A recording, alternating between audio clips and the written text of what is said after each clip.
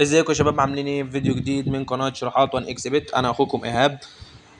امبارح طبعا احنا وقعنا في 2000 جنيه، كنا ساحبين مبلغ 2000 جنيه وكان في مشكله في السحب والفلوس ما وصلتش، وكلمنا الدعم وطبعا الناس مش مقدره كده. النهارده احنا هنلعب لثلاث اشخاص بس، المبلغ الاجمالي بتاعهم 1100. تمام يا جدعان، الناس اهيت اللي حولت. طبعا انا الناس محوله قدامكم، هوريكم كل حاجه. ادي اول واحد محول 1000 جنيه، تمام. وادي تاني واحد محول 100 جنيه، تمام. وفي واحد كمان محول 200 جنيه، بس ده واتساب، تمام. اوريكم السكرين بتاعه. ده السكرين بتاعه، محول 200 جنيه برضو، تمام. فاجمالي المبلغ يعني انا حطيت 1100 وقلت ايه هلعب بيهم. معلومة بس يا شباب، الناس اللي هتروح تشحن من الوكيل اللي انا قلت عليه، اللي هو ايداع، بتدخل على قسم الايداع. لو انت مش هتشحن من المحافظ الالكترونية اللي هي فودافون كاش او اتصالات كاش او اورنج كاش، تمام، انت ممكن تشحن من الوكيل اللي هو ده، تمام.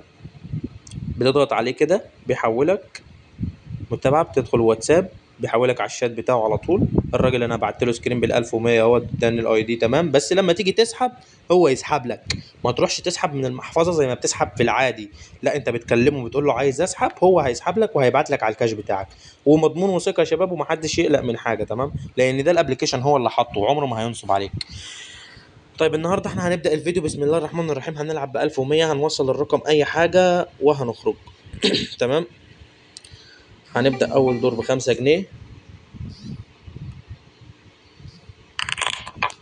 تعادل 5 تاني، خسارة، هنضيف في 80، خسارة هنضيف في 160، خسارة هنضيف في 320، تعادل.